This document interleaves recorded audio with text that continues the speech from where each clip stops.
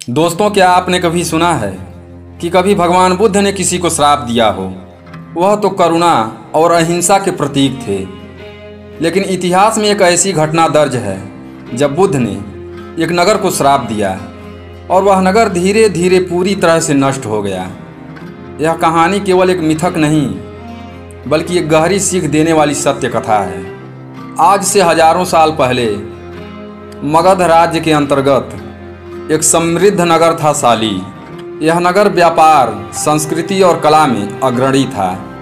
लोग सुखी थे, धन धान्य से परिपूर्ण थे। लेकिन इस नगर की सबसे बड़ी समस्या थी अहंकार और अधर्म।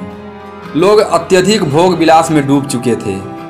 धर्म और सत्य का कोई आदर नहीं था। एक दिन भगवान बुद्ध अपने शिष्यों के साथ इस नगर में पहुँचे। उन्होंने सोचा कि शायद यह नगर भी सत्य और धर्म की ओर लौट सके।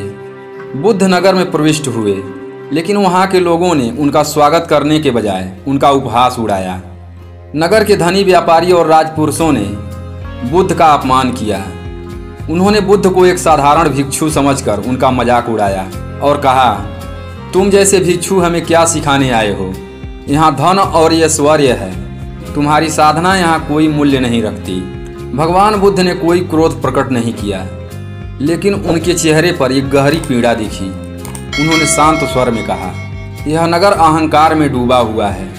यहाँ करुणा और धर्म का स्थान नहीं बचा है। यह नगर शीघ्र ही अपने ही पापों के कारण नष्ट हो जाएगा। बुद्ध के नगर छोड़ने के कुछ ही वर्षों बाद नगर में अजीब घटनाएं घटने लगी। व्यापार ठप होने लगा, लोग दिवालिया होने लगे। प्राकृतिक आपदाएं जैसे कभी बाढ़, कभी सूखा, आपसी वैमनस्य बढ़ने लगा। लोग एक दूसरे से लड़ने लगे। एक दिन पड़ोसी राज्य के राजा ने इस नगर पर हमला कर दिया और देखते ही देखते पूरा नगर राख में बदल गया। आज उस नगर का नाम इतिहास के पन्नों में खो चुका है, लेकिन बुद्ध की यह भविष्यवाणी सत्य सिद्ध हुई। दोस्तों, यह केवल एक कहानी नहीं बल्कि एक सीख है। अहंकार, अधर्म और नकारात्मकता अंततः विनाश की ओर ले जाती है। भगवान बुद्ध ने कभी किसी को श्राप नहीं दिया, लेकिन उन्होंने जो कहा वह एक चेतावनी थी। यदि हम अपने जीवन में करुणा, सादगी और सत्य का पालन नहीं करेंगे तो विनाश निश्चित है।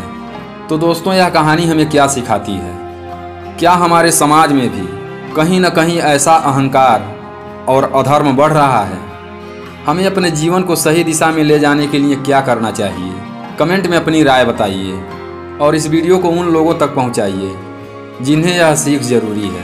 तो दोस्तों, यह वीडियो अच्छी लगी हो तो वीडियो को लाइक एंड चैनल को सब्सक्राइब करके कमेंट में नमो बुद्धाय ज़रूर लिखें। फिर मिलते हैं अगली वीडियो में एक नई जानकारी के साथ। नमो बुद्धाय।